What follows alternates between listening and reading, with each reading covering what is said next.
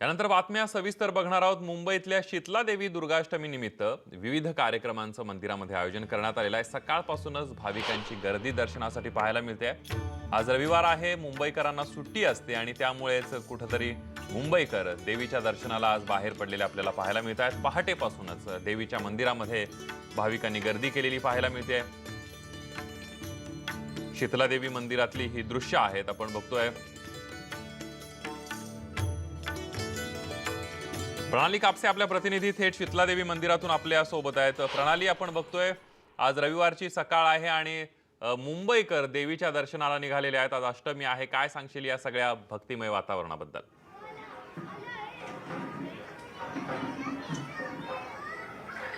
संदीप, आज नवरात्रीची 8वी माळ आहे आणि त्यामुळं ठिकठिकाणच्या मंदिरांमध्ये भाविकांची खूप मोठ्या संख्येनं गर्दी होते। आपण सध्या मुंबईच्या माहीम इथल्या शीतला देवी मंदिरात आहोत। अतिशय जुनं पुरातन असं हे मंदिर आहे आणि या मंदिराची जी आहे एक वेगळी परंपरा आहे।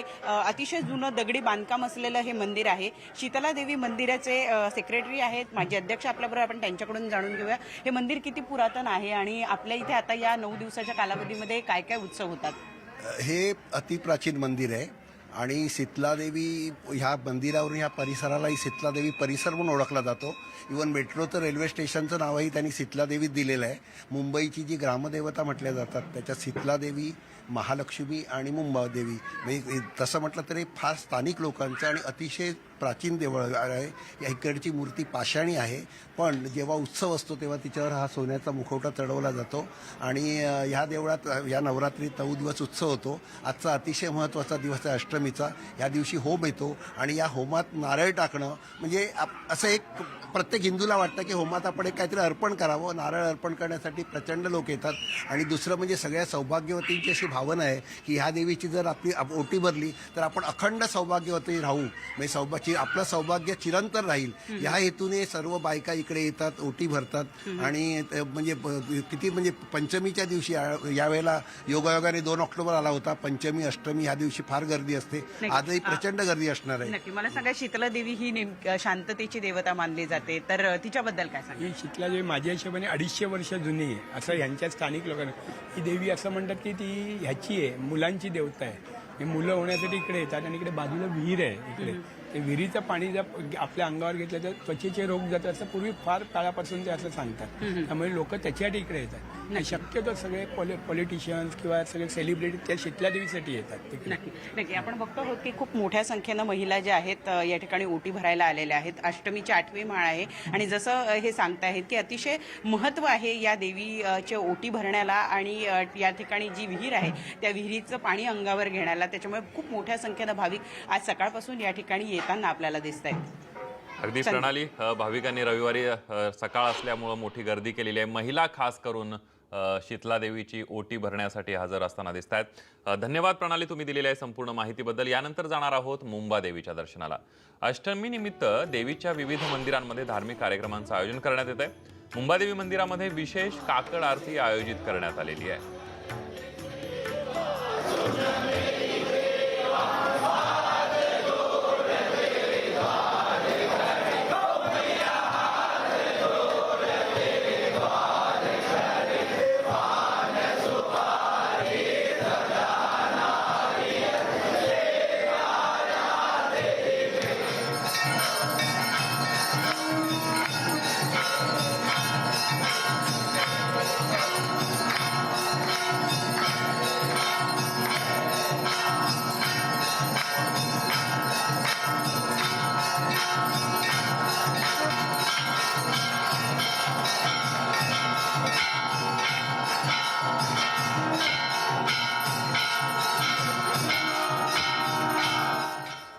तर कोल्हापूरमध्ये करवीर निवासिनी अंबाबाईची आवळ्यांची वृष्टी करणाऱ्या लक्ष्मी मातेच्या रूपामध्ये पूजा करण्यात आली। देवीचं दर्शन घेण्यासाठी भाविकांनी गर्दी केली होती। एक आवळा तिला सापडला, तिने त्याच आवळ्याची भिक्षा स्वीकारण्याची आचार्यांना विनंती केली।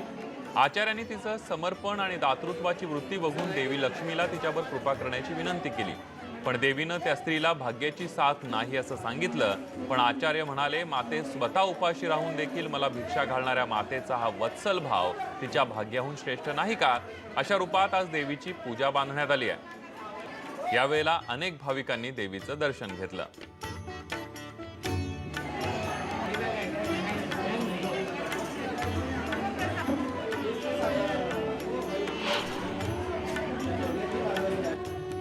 तर सप्तमीला तुळजाभवानी देवीची भवानी तलवार पूजा मांडण्यात येते.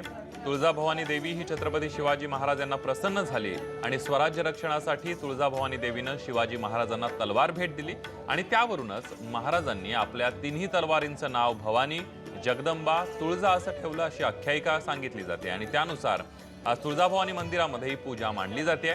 या पूजेमध्ये तुळजाभवानी ही रथात स्वार झाली असून ती शिवाजी महाराजांना हातात तलवार देत असल्याची पूजा मांडण्यात आली आहे.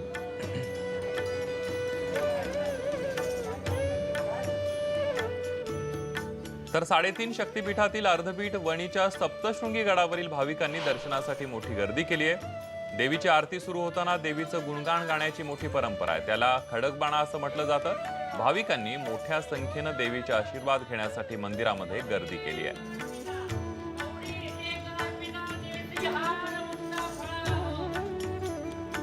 तर मर्दानी दसऱ्याचा उत्सव मोठ्या जल्लोषामध्ये साजरा केला जातोय. रात्रभर जेजुरीगड आणि कडे पठार मंदिरादरम्यान जयाद्रीच्या डोंगर उतारावर मर्दानी दसरा साजरा होतो.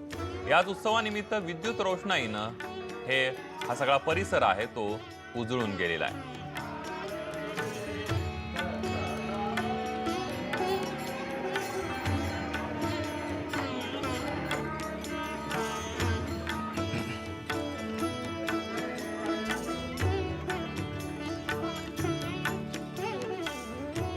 यानंतर वळूयात राजकीय बातम्याकडे. बातमी आहे पुण्यातली.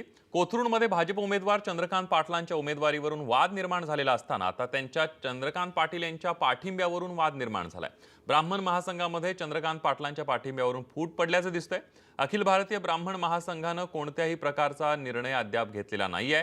संघटनेचे प्रवक्ते आनंद दवे यांनी 3 तारखेला परस्पर पत्रक काढले आणि त्यामुळे दवेंची संघटनेतून हकालपट्टी होणार असल्याचं अखिल भारतीय ब्राह्मण महासंघाचे राष्ट्रीय अध्यक्ष गोविंद कुलकर्णी यांनी जाहीर केलं आणि त्यामुळे आता पुढे नेमकं काय होणार आहे त्याची चर्चा सुरू झाली आहे. दादांच्या म्हणणं ऐकून घेण्यात आलेला आहे. संघटनेच्या सर्व पदाधिकाऱ्यांबरोबर चर्चा करून त्या संदर्भातले निर्णय घेतले जातात. म्हणजे पाठिंबा नाही अजूनपर्यंत नाही. आज दादांशी बोलताना त्या सगळ्या मागण्या परत एकदा मांडण्यात आल्या. दादांनी सुद्धा परत एकदा सरकार आल्यानंतर त्याचा सहानुभूतीपूर्वक विचार करू आणि संरक्षणासाठी सुद्धा एखादी एजन्सी नेमण्याचा सुद्धा प्रयत्न करू जर सरकार दरबारी ते नियमात बसत असेल तसं. आणि ब्राह्मण समाजाच्या सर्व मागण्यांकडं अतिशय सॉफ्टपणे विचार करून समाजावर अन्याय होणार नाही अशी त्यांनी भूमिका स्पष्ट केलेली असल्यामुळं ब्राह्मण महासंघानं इथं जो एक विरोध चंद्रकांत दादा पाटलांना केला होता, आज आम्ही तो विरोध इथं थांबवतो आहोत. तर दुसरीकडे या वादानंतर विश्वजित देशपांडे यांनी आज ब्राह्मण समाजाचा आपला पाठिंबा आहे असा दावा करत आज बैठक बोलावली आहे. मतदारसंघामध्ये चंद्रकांत पाटलांविरोधात ब्राह्मण समाजाचे 2 उमेदवार रिंगणात उतरलेत. उद्या अर्ज मागे घेण्याचा शेवटचा दिवस असल्यानं कोथरूड मतदारसंघामध्ये घडामोडींना वेग आलाय. आणि याविषयीच अधिक माहिती घेऊयात. अद्वैत मेहता आपले प्रतिनिधी आपल्या सोबत आहेत. अद्वैत, आपण बघतोय चंद्रकांत पाटलांची उमेदवारी जाहीर झाल्यापासून काही ना काही कारणानं हा मतदारसंघ चर्चेत आलाय. आता ब्राह्मण महासंघामध्ये एक वाक्यता नसल्याचं समोर आलंय. काय सांगाल या सगळ्या घडामोडींबद्दल? संदीप, अगदी बरोबर आहे की कोथरूडनं संपूर्ण राज्याचं लक्ष वेधून घेतलेलं आहे. एकीकडं विरोधक जे आहेत ते एकवटले आणि एक नवीन पॅटर्न निर्माण झाला. मनसेच्या उमेदवाराला काँग्रेस, राष्ट्रवादी, स्वाभिमानाने पाठिंबा दिला. आता राज ठाकरेची सभा देखील काही दिवसामध्ये होईल. दुसरीकडं ब्राह्मण संघटनांमध्ये सुद्धा फूट पडल्याचं बघतोय आपण. मेधा कुलकर्णी यांना डावललं म्हणून 2 उमेदवार वेगवेगळ्या संघटनांचे रिंगणामध्ये आले. त्यांनी अर्जही भरले. त्यातल्या एका संघटनांचे काही प्रतिनिधी काल चंद्रकांत पाटलांना भेटले. त्यांच्या ज्या मागण्या आहेत चर्चा केली, समाधान व्यक्त केलं. याचा अर्थ त्यांचा जो उमेदवार आहे मयुरेश आरकडे, हे उद्या उमेदवारी मागे घेतील असे संकेत होते. अंतिम निर्णय नव्हता. त्यावेळेस त्या संघटनेचे जे प्रमुख आहेत त्यांनी सांगितलं की मला विश्वासात घेतलेलं नाहीये, त्यामुळं परत सारवासारव करावं लागली. तर दुसरीकडं दुसरे जे उमेदवार आहेत विश्वजित देशपांडे, त्यांनी आज कार्यकर्त्यांची कोथरूडमध्येच बैठक बोलवलेली आहे. एक प्रकारे छोटा मेळावा असेल. त्यांचा दावा आहे की आपल्याला समाजाचा पाठिंबा आहे. आता त्या बैठकीकडे देखील लक्ष लागलेलं आहे. परंतु आजही कदाचित बैठक होईल, चर्चा होईल.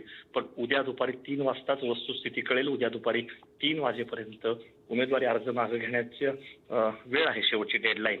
आता तोपर्यंत चंद्रकांत पाटील हे या बंडोबांना थंडोबा करतात का हे बघायला पाहिजे, कारण याच्या आधी त्यांनी मेधा कुलकर्णी असतील, अगदी. चंद्रकांत मोकाटे असतील, अशा पक्षातल्या किंवा मित्र पक्षातल्या जी नाराजी आहे ती मिटवण्यात यश मिळवलं. परंतु ही जी एक प्रकारे छोटीशी डोकेदुखी होऊ शकते तर ती ते कसे निस्तरतात आजच्या दिवसभरामध्ये हे आपल्याला पाहावं लागेल. अगदी. आणि या सगळ्या दिवसभरातल्या घडामोडींचे अपडेट तुमच्याकडून जाणून घेत राहणार आहोत. तुर्तास धन्यवाद अद्वय, तुम्ही दिलेली आहे संपूर्ण माहितीबद्दल. यानंतर अकोल्यातली बातमी. अकोल्यामध्ये मध्यरात्रीच्या सुमारास मुंगीलाल बाजोरिया ग्राउंडवर गरबा संपल्यानंतर 2 गटात तुफान हाणामारी झाली. आणि या हाणामारीमध्ये गामा ठाकूर नामक व्यक्ती गंभीर जखमी झाली आहे. या हाणामारीनंतर काही काळ परिसरामध्ये तणाव पसरला होता. दुसऱ्या दिवशी पण गोरेगाव ते मरोळ नाक्याला जाणारा मुख्य मार्ग वाहतुकीसाठी आणि इतर नागरिकांसाठी बंद करण्यात आलाय. सध्या भागामध्ये मोठ्या प्रमाणावर पोलीस बंदोबस्त तैनात करण्यात आलाय. मात्र दर रविवारी मोठ्या प्रमाणावर पर्यावरण प्रेमी या ठिकाणी आरेमजवळ जाऊन आंदोलन करतात आणि त्यासाठी आज हा रस्ता पूर्णपणे बंद करण्यात आलाय. तर सत्तेत आल्यानंतर आरेला जंगल घोषित करणार असल्याचा निर्धार युवासेना प्रमुख आदित्य ठाकरेंनी केलाय. तसंच सरकारच्या वृक्ष संवर्धनाच्या धोरणांवर सुद्धा त्यांनी जोरदार आक्षेप घेतलाय.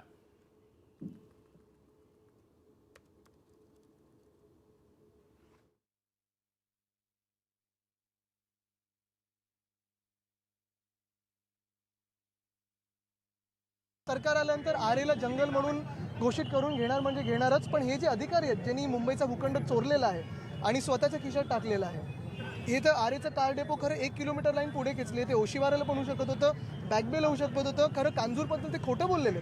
कोर्टात ते बोलले, त्यांनी मान्य केले की कांजूरच्या जमिनीवर लिटिगेशन नाही आहे. ची बाजू एवढी मजबूत असताना जे काम तुम्ही अभिमानाने करायला पाहिजे ती लाज वाटतं कशी करता तुम्ही? म्हणजे ना लाजही नाही आहेत. हे सगळं असं काम चोरी छुपे चाललेलं आहे. असे भूखंड चोर आम्हाला नको आहेत आमच्या सरकारमध्ये. राग तर आलेलाच आहे, वाईट पण वाटतंय. आणि एक म्हणजे अशी भूखंडाची चोरी MMRCL करेल असं वाटलं नव्हतं. खरं तर हिंमत असती तर कोर्टाने निर्णय दिल्यानंतर दिवसा ढवळ्यात जे करायला पाहिजे होतं ते रातोरात त्यांनी का केलं आणि एका रात्रीत एवढी फौज लावून जणू काय हे POK आहे असं काम करणं मला वाटतं चुकीचं आहे. मुंबईकरांवर दादागिरी ही चालणार नाही.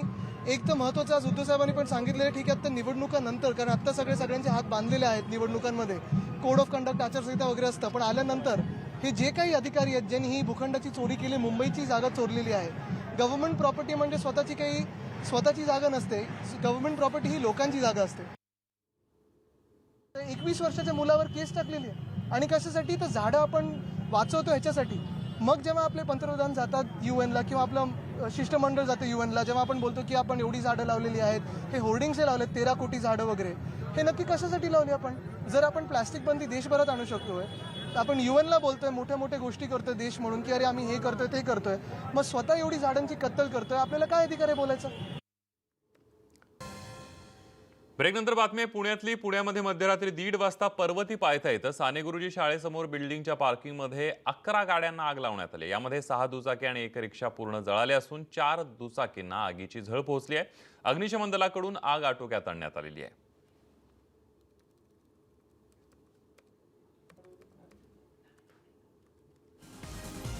या काही घडामोडींचं बुलेटिनमध्ये इथंच थांबूयात. मात्र बातम्यांचा ओघ न्यूज 18 लोकमतवर असा सुरू राहील. पहा फक्त न्यूज 18 लोकमत.